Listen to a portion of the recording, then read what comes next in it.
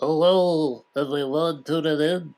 This is Billy Cultist today, and we are back with my winter forest. Which, by the way, if you haven't seen my video of building this forest, there is a video on our channel. It's called like Creating Winter Forest in Dreams, something like that. You'll find it if you look for it. You should probably watch that maybe before you watch this, if you haven't seen that already. But it shows how I built this entire scene from scratch. Minus, of course, this goblin, which was Jimmy's creation. We have a video, though, that he put up about how he built that from scratch as well, so you can watch that. But today, what we're going to be doing is we're going to be going through a little winter forest scene here. And this shouldn't be too complex compared to the actual creation of it from scratch. Because now we got the basis of it down. It all looks... as you can see, it all looks pretty good, and as it is, really. It's not too bad. It looks, viable. But what we're going to do is just kind of go through and add a little TLC, so to speak. We're going to kind of maybe spruce it up a bit here and there with a little extra detail, so to speak. And, little extra points of interest along the road here, the pathway. Just make it look that much more eye-catching. Stuff that I would say is probably not necessary altogether, because like I said, it looks pretty good. How'd that tree get way up there like that? That's odd. Don't know how this happened. Oh, there we go. Anyway, though, yeah, we're just going to kind of spruce it up just a touch and make it look a little bit more attractive. It already looks workable, but we're going to make it look a little bit more attractive. And there's going to be ample cuts and, time-lapse and stuff like that to speed things up, although I don't anticipate things being extremely long this time because what we're doing is not as intensive. In the end, we might wrap things up with doing a little weather change effect, like or at least time of day. A good follower of ours had requested something like that, like trying out different times of day and showing how to do that with a scene.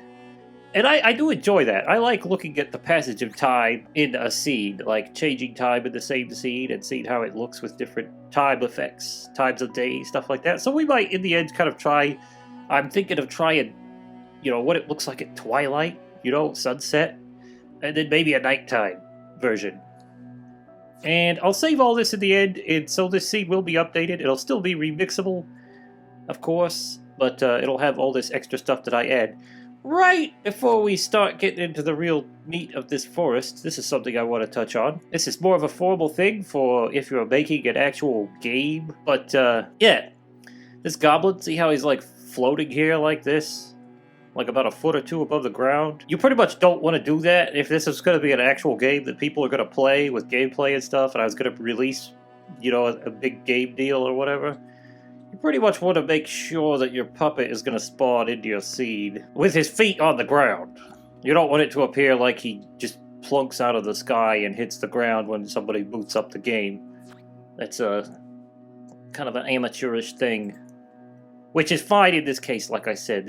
We're informal with this scene. It's not an actual game. It's just for remix purposes and fun times and creation. But yeah, it's just something to keep in mind if you're making a real game. But anyway, I think the first thing I might do is add a little more ground cover or something like that. Some like grasses or something in along here. Kind of covered in frost, kind of. Maybe some piles of twigs. A little more scrub. Like we got these saplings here. Those are looking nice. But maybe a little shorter, more twiggy, fields of twigs kind of sticking up here and there. Like, you see that in the forest quite often, so we might add that. Okay, something else I want to do real quick here is I'm going to go into my tools, and I'm going to get my hide tool real quick. And just for the sake of while we work, these could kind of be a problem sometimes if you already have them in the seed like I do, but the snowflake effect, I'm going to actually put there's one of those paint flecks, I put that on hide, so now it won't be visible.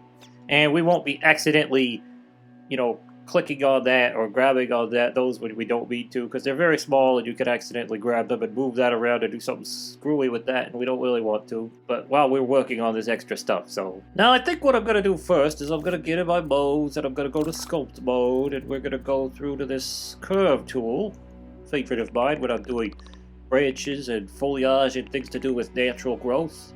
I'm going to streak that down just a touch. I'm going to get into colors. Well, wait, first I'll press the L1 square and we'll get these extra things. I like this varying looseness, as I said before, especially on natural things. I'll just turn that on real quick. And now we'll get into colors by pressing square. Get in here, and actually we'll just use the color picker and pick something basically like off our trees. I'm gonna make some kind of twigs along the floor, like very small twigs. We're gonna change this to smear with L1 triangle so we can smear it, but we're gonna make kind of a field of little twigs sticking up from the snow, and we can duplicate this out around the seed. I'm gonna speed through this.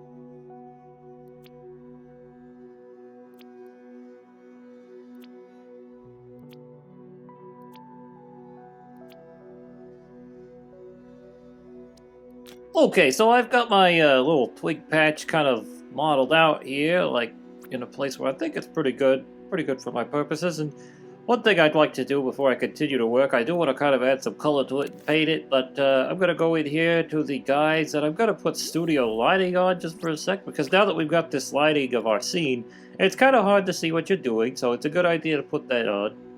You can get a better idea of what exactly you're doing with something like this. Especially if you're making assets out of scratch in the scene as you go, like I am.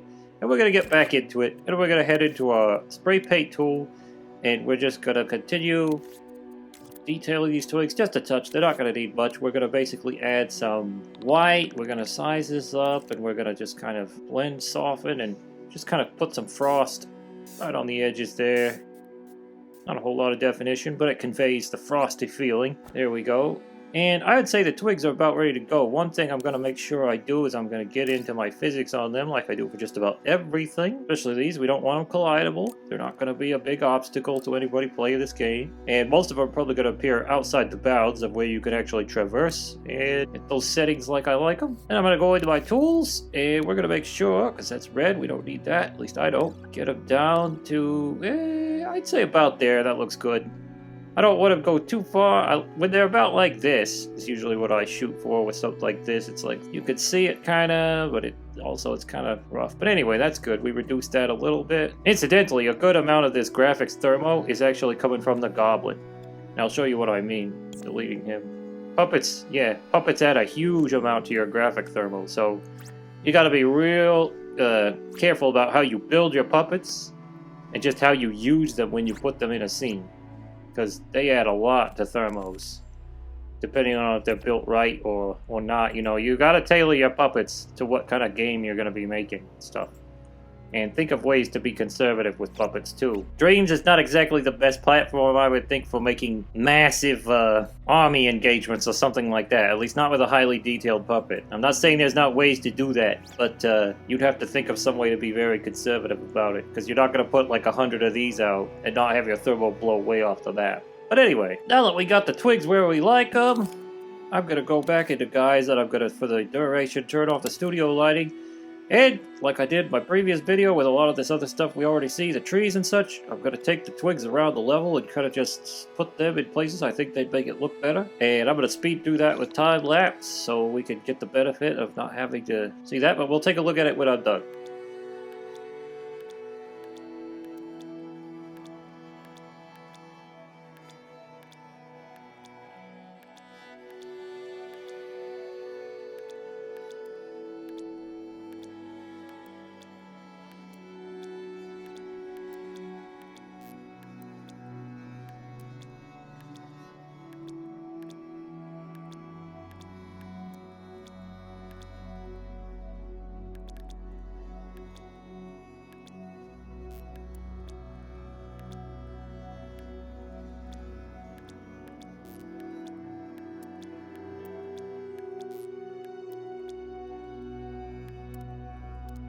Okay, so we've scattered in a bit of these everywhere around our forest in little areas, and I've kind of spruced it up with these, and I might take a quick walk through of the forest with the goblin guy, just to get an idea how it looks. You'll notice me, as things get more and more in the terms of developing a scene and putting the art into it, I like to use the puppet eye view a lot, because that's a good idea, especially if you're making a game, because you walk through it and you want to see what it looks like to the player's eye. You know, you might be able to look at it okay from out here, but it's always good to get an idea and see where things might need to be added or removed, or just, you know, get the general feel of it from the player's eye. So we'll pop into the goblin real quick and take a run through real quick and take a look at that. Okay, so we're in the goblin now in play mode, and we're just gonna wander through here and take a look. And yeah, I'm really liking the way those little twigs kind of just add that much more of a natural feel to everything. I'm liking how they worked out. Now, anything in this video that I add, I want to note, is not something I'm putting in your brain as necessary. Like I've said before, this is not absolutely necessary to this scene to add these things, but they're just little things you could do. And I also want to drive home the fact that once you get a scene to this stage, you know, where you've got the groundwork laid, the big stuff in, all this little stuff, things just become way easier when you're developing a scene once you're doing this part. You can go wild. You can start thinking of things you could add, you know, and it's looking, I'm really liking the way those look. So we're going to get out of play mode and we're going to go back to working. Okay, so something else I want to make note of. These branches, which we actually made the other episode, I'm actually going to go ahead and I think I'll take and kind of duplicate them out because there's really nothing stopping me. A few more of these.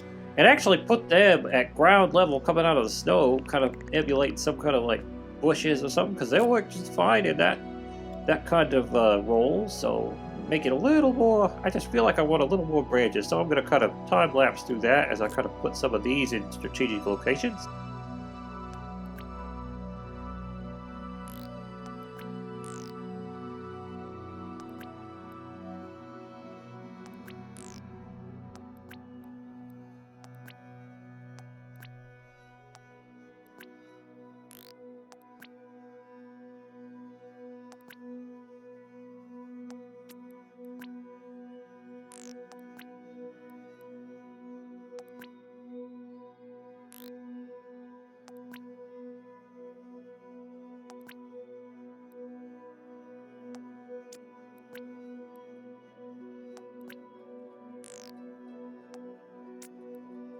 Okay, we're back here in play mode again, and I'm gonna take another walk. I added all the branches I wanted, I think, and they're making it look nice too. I'm liking what I'm seeing. Looking a lot more like a forest to me, what with all the twigs sticking up out of the snow and the branches. That's what you see a lot, at least I do, in a lot of the forests I've been in. You know, forests are different, but I guess I should say forests, not forestes, but whatever. It is what it is, but it's looking real nice. Anyway, we'll pop back out of play mode and go back to create mode and see what else we can do. Okay, so we're back in create mode. I'm going to go ahead to sculpt mode because I thought of something else I could add. Get a curve here, and we're going to get, again, our branch kind of thing going on. Set that to varying looseness as per usual. Now, what I thought we could add in here is some, in terms of ground cover, so to speak, fallen kind of twigs, you know, along the ground, or small logs or whatever, branches that have fallen and kind of sticking up half out of the snow or whatever. We're going to do kind of what we did with the twigs, except this time in a more horizontal fashion. That way we can kind of lay them out. We're going to kind of bend them in whatever in different ways, but make it look natural. Anyway, we are going to do that real quick, and I'm going to time lapse.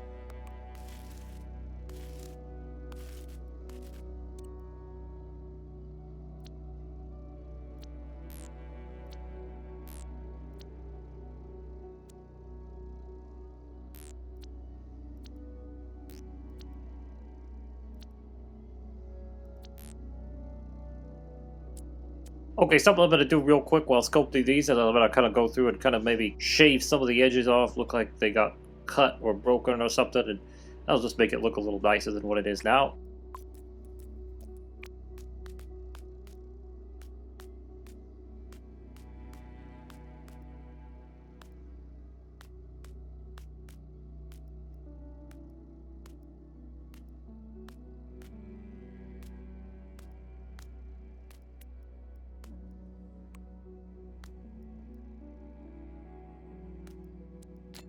Okay, I kind of improved them a little bit, made them look a little more natural than they were before. What I want to do now is I'm going to go through and just take the spray paint real quick and just kind of put like a layer of snow along each one.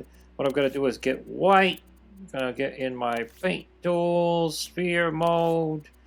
Make sure it's paint. We're gonna have to change the color again because that wasn't for the paint. We have to change the shape. And we're gonna go right to this surface snap. I'm just gonna streak it down and kind of run it along the top side. We're gonna speed through that.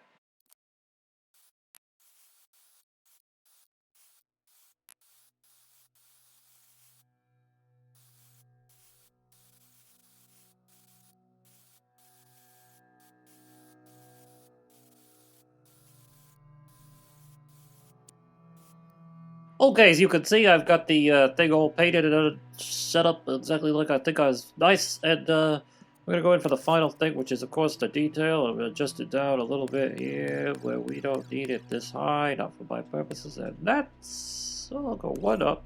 That's about right. That's about what I like. Okay, we've got our little pile of twigs or large branches or whatever, and we can just go through and start duping them out and setting them up exactly as we'd like to see them in our forest. And I'm just going to take the opportunity to do that real quick, time lapse, and we'll see what it looks like when we get through.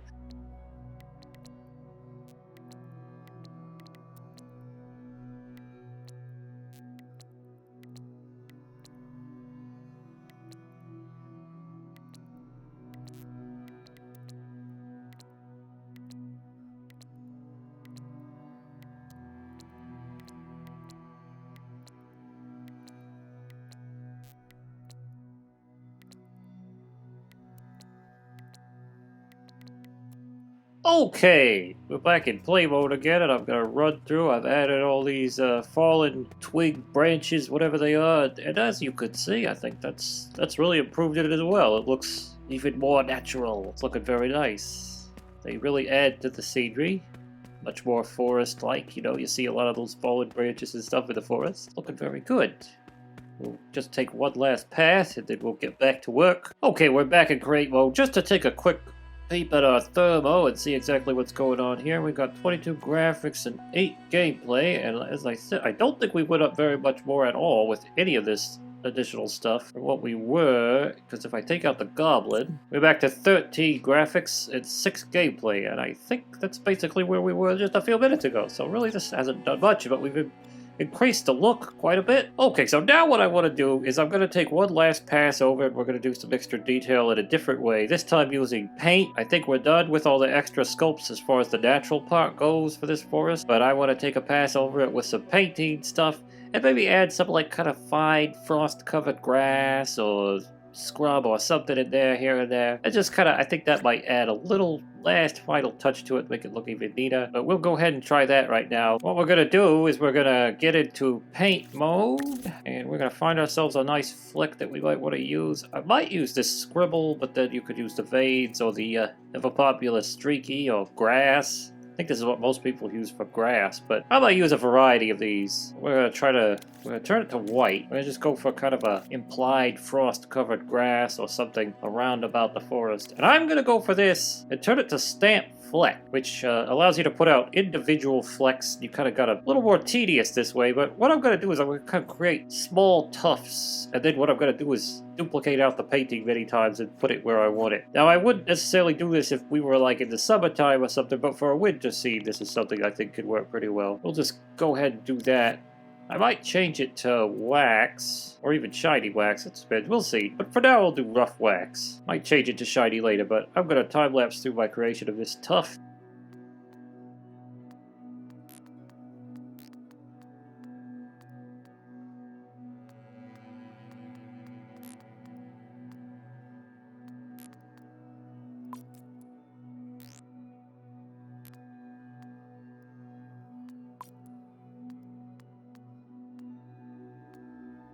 Okay, I finished making this frozen grass, bush, whatever, tuft out of paint flecks and stamping them out individual flecks. So, using individual flecks, there's probably not that many flecks in this actual painting, which means it's a pretty simple painting, really. It's probably got, what, about 17 or 10 or around that number of actual paint flecks in it. There's probably more than 10. But anyway, very simple. So really, when I get done putting these out in places I want them, I can just group together, merge together. I'm sorry, not group. Merge them together and make just one big painting out of like several of these stuffs. And that can kind of conserve. But anyway, what we're going to do now is just kind of take them like we did with the sculpts and kind of put them in various places where they make the place look a little better and see how that turns out. Well, let's time lapse through that.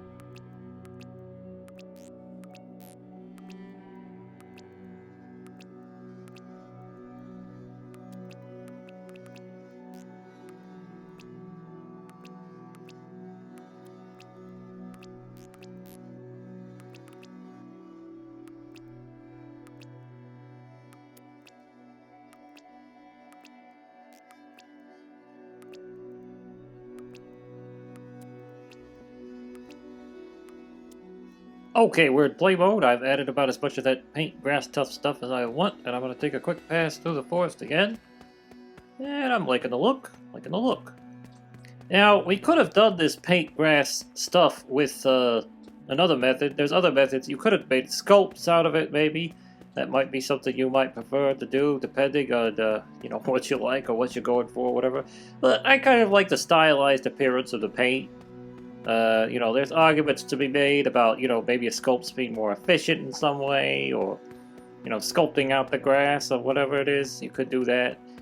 It casts shadows too. That's another argument you could make about it. So that could be lighting-wise a little more realistic or something. But I think we'll just go with the paint flex in this case. I think it's worked out pretty nicely. So back to create mode. Okay, so we're back in create mode, not play mode, and we're gonna go to a modes thing, and we're gonna go to sculpt mode, and I've figured out I have one last thing that I'd actually probably like to do. Make sure I turn off surface snap before I start. But one last thing I think this forest needs. That's pretty prominent in nature most of the time, but that's a good set of boulders or rocks, if you will. And what we'll do is we'll turn off our turn on our very looseness, and I'll just go to town of those. I can make some quick piles of little rocks, or they could be scaled up to be bigger rocks, but we'll time lapse through that a little bit.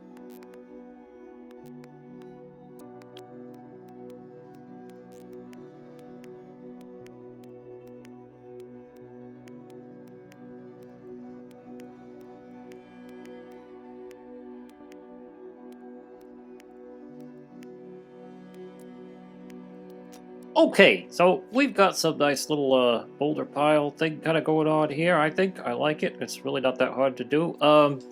Now we could, of course, we could spray paint some snow on top of these boulders, but of course that I don't think would be the best way to do it. At least I'm not going to do it that way in this case.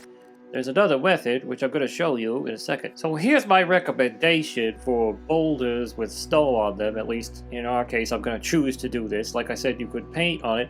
But the paint, if you put the paint on one end, that's going to make it so that you won't be able to turn them around and use them from different angles if you might want to, which you might want to. And it gives you more freedom to do it this way. Of course, it could drive up your thermal a little more, depending on how many boulders you put in the seed or whatever. But what you do is you duplicate out. I'm going to take guides and put precise move on for this. I'm going to duplicate it by holding L1 and pressing R2 simultaneously to clone. We're going to take our clone and we're going to just move it up on the Y-axis just a bit. And then we're going to go, you could do this another way, but what we're going to do is go into coat mode, get a color, get white, and then just coat that top one white, and that looks like a nice kind of snow cover on the boulder. And the beauty of this is, if you want to say take this boulder, wait, let me clone it, clone that entire thing, turn it over, like so, you could just move that up to the top, like so, and you could use it from different angles. And you're not creating a brand new sculpt with different paint on it to do it. So in a way, it's conservative. Now, of course, every single boulder in your seed is actually 2 boulders, so that might not be so conservative. But, you know, you gotta balance things out, figure out what you want. There's other ways you could do this. Like I said, you could spray paint the snow on if you think that's the best way. And with the new tool that MM put in the game, the weird text decal tool, you could put some snow on that way. Of course, that would mean for every boulder, you'd probably have a text displayer with it, so that might not be the best way either. But, you know, it's up to you. You have to figure that out. Okay, I'm going to leave our boulder here just for the moment. One last thing I want to do that I mentioned before is I'm going to go through and merge a lot of these grass tuft paintings to just cut down the actual number of individual paintings in the scene, and we will get on from there with the boulders later. So I'm going to time-lapse through that. Okay, so I've gone through the scene and I've selected every one of these grass tufts. As you can see here, I've got 52 of them selected simultaneously, and we're about to try to merge them. Now, one thing I would do before I actually did this, just as a precaution, I'll actually unselect one of them and just leave it alone.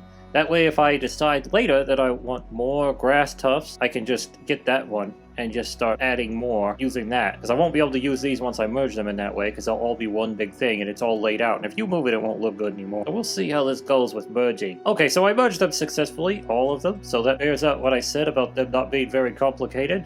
And you'll usually get that if you use stamp fleck, because you're not going to add very many. And we've got our last little individual one here, just in case we need it for more. I don't think we will, but I'm just doing that as a precaution. And now we'll get back to our boulders and put them around. Okay, I'm just going to select both of our boulders simultaneously, and I could group these. That's a possibility, but I think for my purposes, I just won't even group them. I'll just select them simultaneously and just dupe them out around the scene in places where I think they would fit nicely and make things more interesting. And I'm just going to time-lapse through that real quick.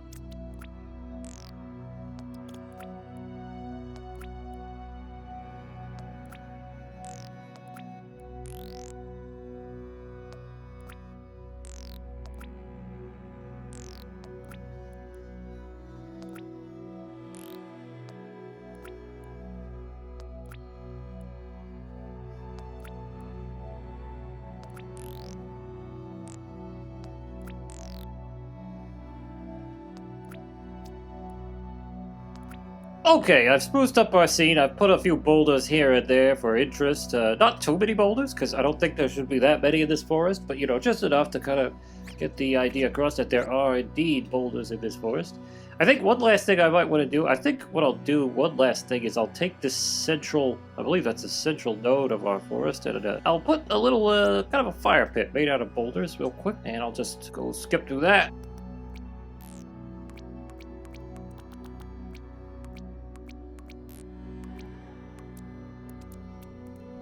And there we kind of have our little fire pit going on. I may do a little extra detailing on that. As you can see, I took the snow boulders away from these boulders because I figured there's going to be a fire blazing in there, and it's not going to be something snow would be staying on the boulders close by that. They'd be melted off. But yeah, what I'm going to do is take some paint and maybe do a little extra detailing. Make like a little pile of brush here that could be a blaze, and some black, like, soot or whatever underneath. We'll do that real quick, go into paint mode, and I'll just speed through that.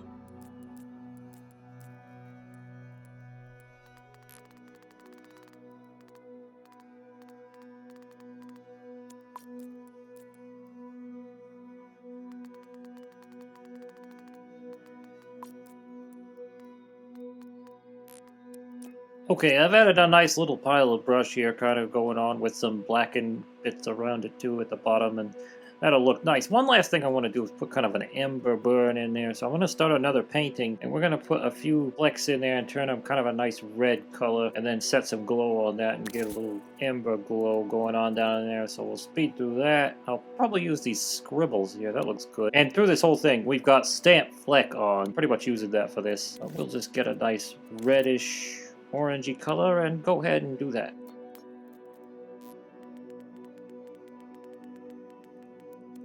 Okay, we've got our little embers going on right here, and what I'm going to do now is get inside that, and we're going to turn up the glow a bit.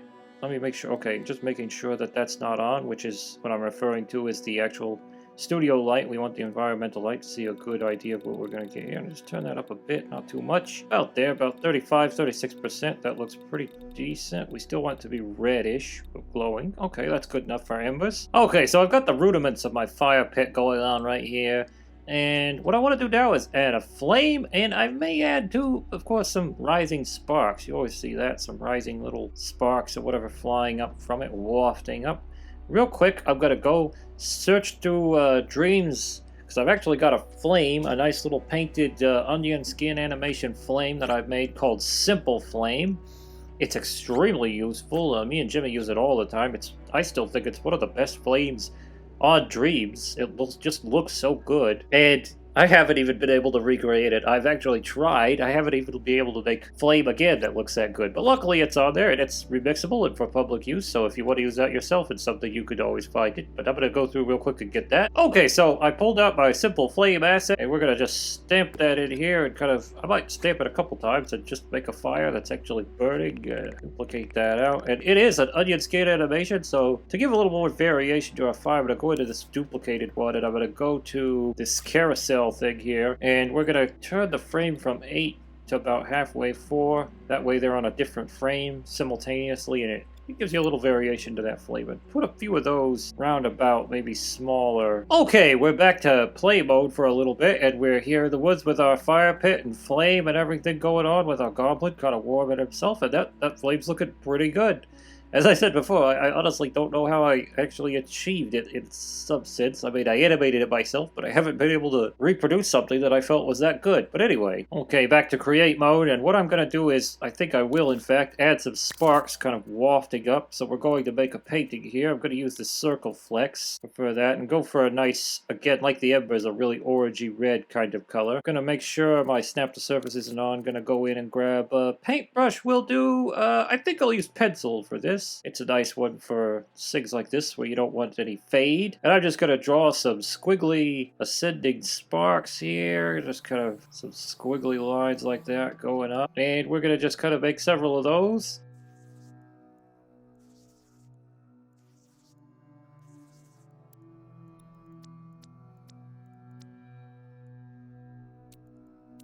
Okay, so we've got our sparks painting completed, and what I'm going to do is I'm going to actually open up its tweak menu real quick, and we're going to get a little glow going on, just about as much as the embers, not too much. Yeah, that might be about right there. And what I'm going to do is go to this, which is the stroke properties, and we're going to turn it to fade out, so that just up there up top where we ended our strokes, it starts fading out into obscurity. We're going to then go to animation, and we're going to do something similar to what I did the last video to snow. Turn up the playback speed. Let's get an idea. Press play and see how fast these are going. Not quite as fast as I'd like for rising sparks. Turn that up a little more, and I'm going to make sure to turn on pulse. We can get an idea how fast they're rising. I'd still like them to rise a little faster than that, so let's make sure we go quite high, maybe 5,000. That might work. A little bit more for me. I think I might like that. Okay, so I think this 7,958, whatever this number percentage is pretty good. I'm going to turn the trail length down because they're sparks, so we'll just leave it like that. It looks like sparks rising up. A thing you could do if that's not enough for you, if you don't exactly like the way they're rising, or you want a little more, is you could duplicate out this thing, turn it around a little bit, get into this duplicated settings, and what I would do is go to the animation settings and this time stopwatch thing, time offset, change it a bit. That way these sparks will be rising at a different time as those ones. About 58 I'll do for that. That'll give you more variation and more sparks rising constantly. Okay, so now that I got the fire visually where I think I want it, there's one more element that I think I'm going to add in, and that's going to be a sound element. So we're going to go to modes, we're going to go to sound mode, and search tab in the sound mode, and we're going to go to search sound effects. We're going to get in here, and we're going to have, right at the very beginning, sound effects, which I like to use mostly. And they got a whole arrangement of stuff in here. Characters, combat, ambient spots, and I think what we're going to go for is ambient spots, water, fire, and that's what we want. We're going to look real quick and see if we can't get out a nice crackling fire sound effect. So, okay, so we've got ourselves this little, crackling fire sound effect out of there, and that sounded pretty good to me, and the description fits. We're just going to stamp this right there, and that should create in play mode a nice crackling fire sound effect when we play it. And it's got a distance thing set on the sound gadget, so that when you get closer it's more intense. The further away you get, you can't really hear it. That's exactly what we want. Okay, so we're back in play mode, admiring our fire and all of its crackly brilliance. And one thing I'm noticing in turning my ear to the forest is that I feel like it could work well in winter to just not have any kind of sound at all, because it could be very still and just quiet. But I feel like we need a few more other sounds to our soundscape in this forest, which would include maybe a little winter chilly wind kind of sound.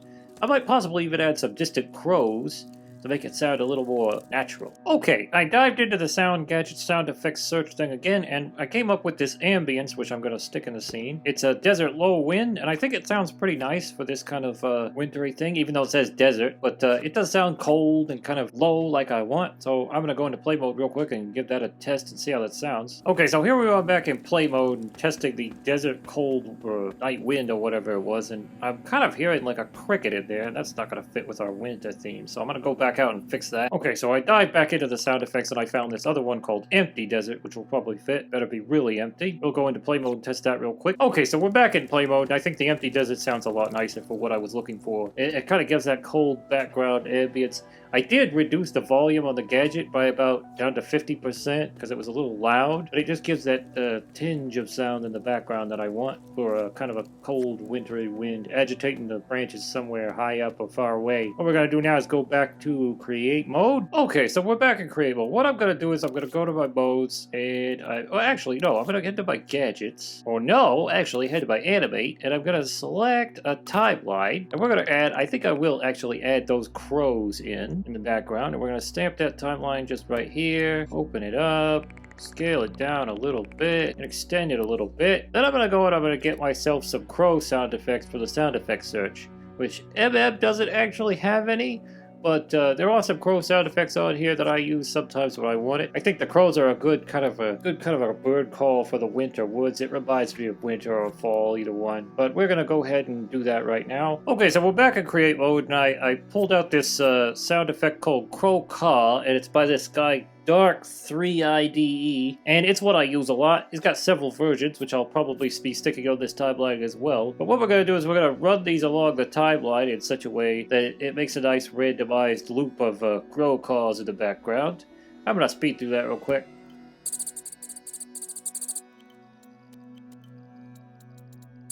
One thing I want to do with this sound is I'm going to mess with the reverb, turn that up a little bit, give it kind of an open forest echoey sound. That's what it kind of seems to help do. I like to do it. Another thing I'm going to do with these sounds is I'm going to put on the 3D aspect of it so that the sound actually exists in the scene, just like the fire, and it will be louder or more audible depending on your position in the scene and where it is. But it'll sound like the crows are actually off somewhere in the woods, somewhere physical, not just everywhere all at once. Anyway, I'm going to go ahead and skip through that real quick, arranging those. And as you can see, what I'm doing now with this sound gadget, I'm dragging this area of acoustics or whatever it is, audible sound, to a place where I'm going to have the sound emanating from. And I'll put these sort of in different places around. Okay, so we've got some of our crow sounds all arranged here. I've put various ones at various locations along the timeline, and we've got them variously dispersed throughout the forest to kind of create the illusion of some crows in the distance. Depending on your taste, it may be too many crows, very annoying, or too little, I don't know. Too loud, too light, doesn't matter. But we've got them in a place where I think I'm comfortable with them for now. We'll test it out in play mode, have a listen, see how it sounds real quick. Okay, we're in play mode, and we're going to run through the forest. See how these crows actually sound. Yeah, that sounded okay to me. Kind of sound like they're coming from different locations.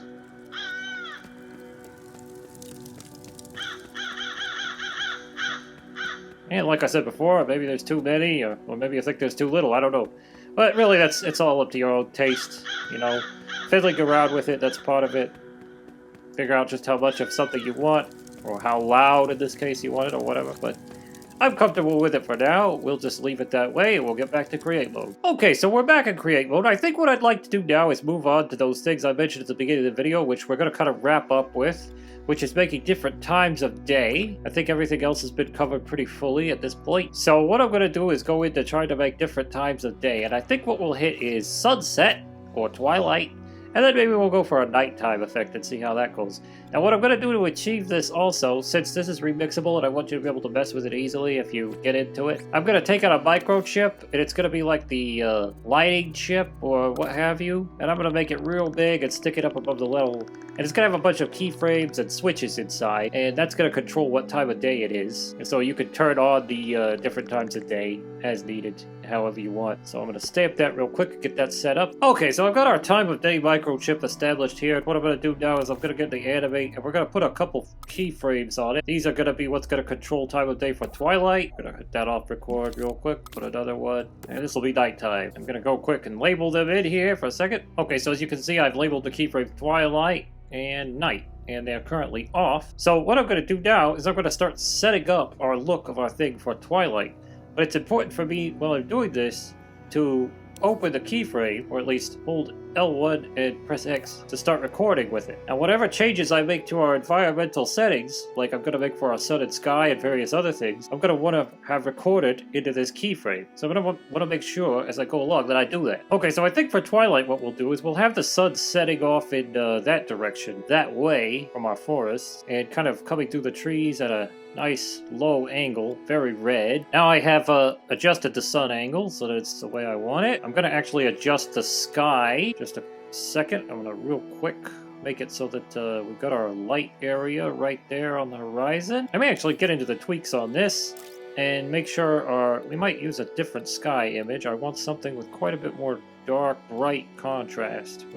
This might work well. Turn this around here and align that with where our sun's position is. We got a nice darkness overhead and we got light over there. That's very nice. And what I'll do also is I'll go through here and change the coloration. We might want a kind of a dark purpley color. I'm going to increase the effect, and we're going to decrease the brightness quite a bit of our sky here. So that's, yeah, like that. And then what I'm going to go through here and do is take our sun brightness, increase it just a touch to about 3, maybe 5, 4. I'm going to change it to very, very red. And I'm going to make it so the sun's not actually visible. That is the visual indicator of the sun. Let's change it up to 32. That's about what I want right there. Something along those lines. Maybe a little less. We're going to augment this with the spotlights later. And as you can see, these dotted lines are showing up on this dotted overlay effect or whatever it is, showing up on everything I'm doing. That's just showing that the keyframe is recording the changes I'm making. So that's good. That's what we want. Okay, so I've got my sun and sky settings pretty much where I want them for Twilight. Now the next thing I'm going to do is positionally adjust and also color adjust these spotlights, because they're not in a good position for what we're doing. So we'll just do that real quick here.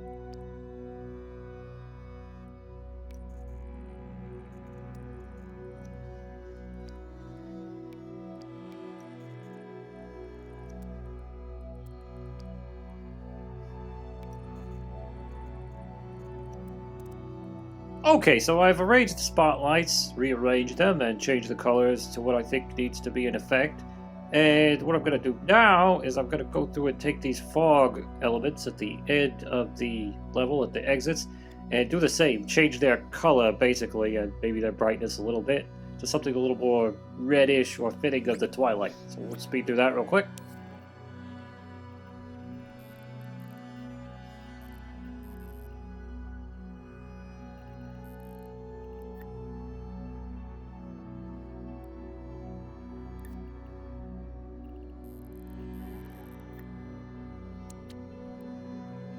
Okay, so we've got those fog elements changed to a color that I think works pretty well for what we're doing.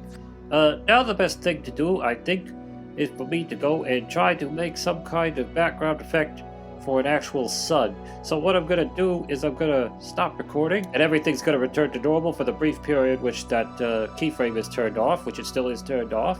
And I am going to basically quickly paint a background sun effect for the horizon, that we can kind of see the sun glowing through the trees along the horizon, maybe a little bit of the clouds, something like that in the background. Should be quick and easy, so we're going to move on to that. And first we're going to make a sculpt that will help us with that. I'm going to come out of here real quick, get into the modes, get a sculpt, and we're just going to go ahead and quick stamp a square, basically. Don't need to do anything special, just stamp it. There's our square. What I'm going to do with that is scale it up a little bit. What we're going to be doing is basically just using this square as a makeshift temporary canvas. We're going to paint on it our sort of horizon sun glow. So now I'm going to get into paint mode really quick. Paint mode.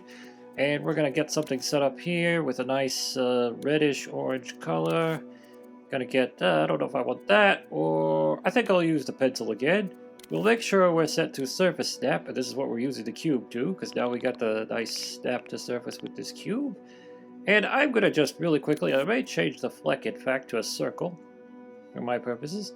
And I'm going to just really quickly kind of draw a line, which is going to be this part of the horizon where the sun is poking through, and maybe its effect on the clouds as well.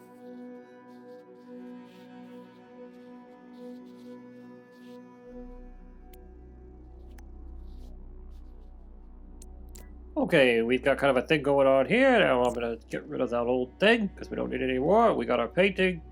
And I'm probably going to enlarge it just a bit, so we kind of get a nice size on it. I'm going to range it, speed through that as I set things up. Well, one thing I'm going to do is I'm going to actually turn this on just for a second so we can see what we're doing better. Go ahead and turn the power on. So we've got our Twilight setting. Okay, now by opening up the tweak menu on our painting, we're going to increase the glow just a bit to where we think it needs to be. Around about there seems pretty good to me.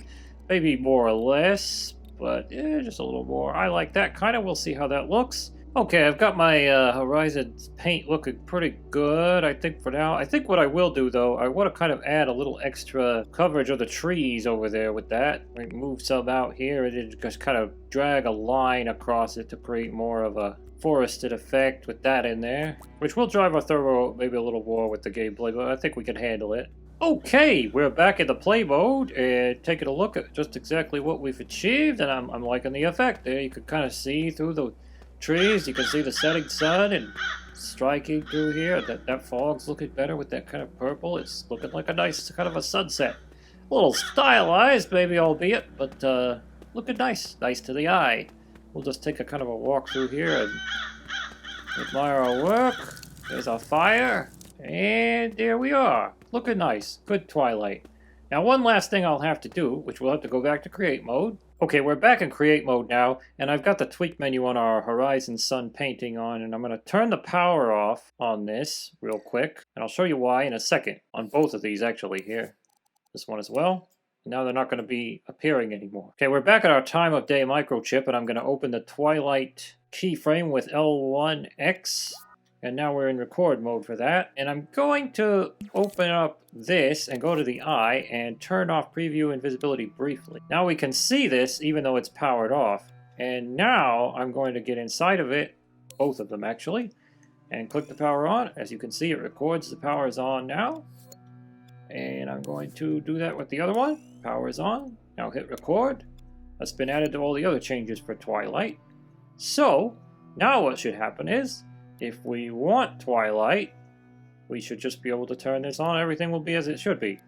Turn it off, and we'll be back to the daytime. So let's try that real quick. Power off. Oh, I forgot. Go back to the eye, turn on preview and visibility. There we go. It's as it should be. That disappears in the daytime. Power on. Twilight. It's out. Okay, so everything's set. So if you get in and remix this, all you have to do to make it Twilight is turn the power on in this Twilight keyframe. Okay, last but not least, what we're going to do is do a quick and kind of maybe simple night. It'll probably be very simple compared to what Twilight was, but we'll follow much the same process. I'm going to go make sure I'm inside of my night keyframe, L1X, and now we're recording. And we're going to just change around these sky sun settings a little bit. I'm going to open its tweak menu and probably go through here and choose another sky image. Maybe something similar to what we did for Twilight. Yeah, that looks about good. I'm going to move that up to where the moon's going to be shining down. I think we'll do a full moon. We could just do a completely dark night, but we'll just go with a full moon for this to line that up so it looks on par, and then we'll adjust a little bit of the brightness. Now I find when doing a nighttime, it's good to have, of course, you would think you would want it dark, a low brightness for your general sky, but don't make it too dark. I would go with something around 6 or maybe 3, but don't make it pitch black. Unless, of course, especially if you're making a game, you have a game with constant, like a flashlight or lantern, lots of good illumination in the level. Because if you make it pitch black, it's going to be really cumbersome for players. And you can make it about 6, it'll still look like night. And what we're going to do too is we're going to change the color here to a kind of a turquoise color. Let me bring that up just a bit more. 9. And I will remove sun visibility. Okay, something else I'm going to do in here. I'm going to take the sun, I'm going to change the color just a touch. I'm going to get kind of a bluey turquoisey color going on there for the moon. I'm going to reduce the brightness just a bit, not too much, about 9, that looks good. So kind of full moon's casting kind of a glow. Now I'm finished with the sun and sky, and I'm not actually going to reposition these spotlights like I did for the Twilight, since we're still getting our light from pretty much above us. But I am going to go through them and kind of change the color a little and reduce the actual brightness of the spotlights down, so we get more of a moonlight night kind of effect. I'll do that real quick.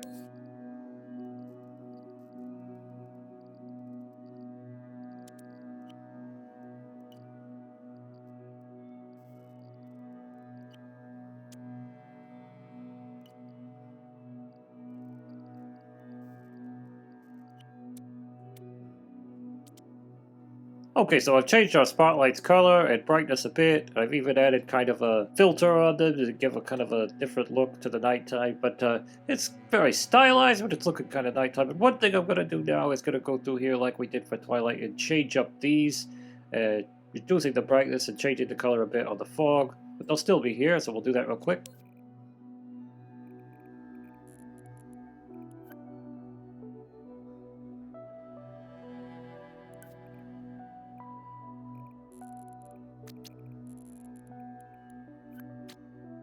Okay, we changed our fog gateways, and they look pretty nice to me now.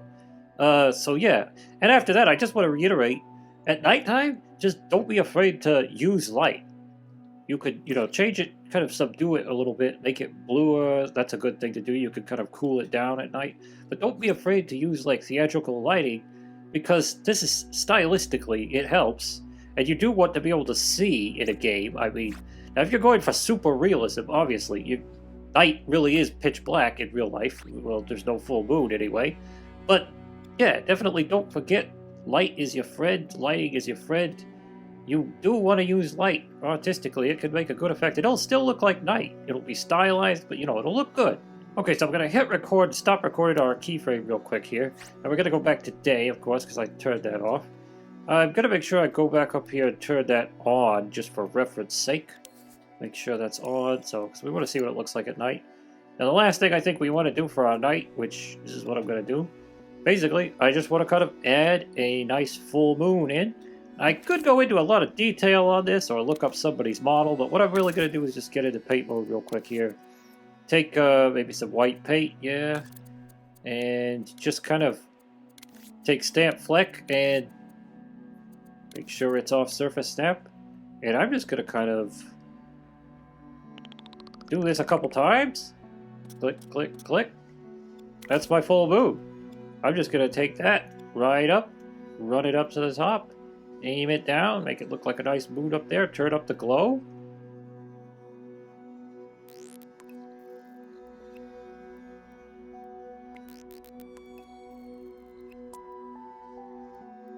Okay, there's a nice bright full moon shining in our sky.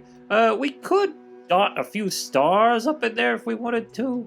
I'm not sure that I actually want to do that, though. I kind of like this, because I think we got kind of going on here, kind of an overcast moon popping through the clouds, and maybe the clouds are a little too thick for the stars to be visible, so I kind of like the way it is here. So what we'll do is we'll go to play mode real quick and take a look at how our forest looks in the moonlight. But not before we do something else. Okay, so we're up with our full moon, and like I did with our Twilight sunrise horizon effect, sunset, I'm sorry, we're going to get into the moon's tweak menu and we're going to turn the power off. I'm going to go to the eye real quick because we need to see the moons. I'm going to turn the preview and visibility off. We're going to go press L1X on our night keyframe again so we can be recording.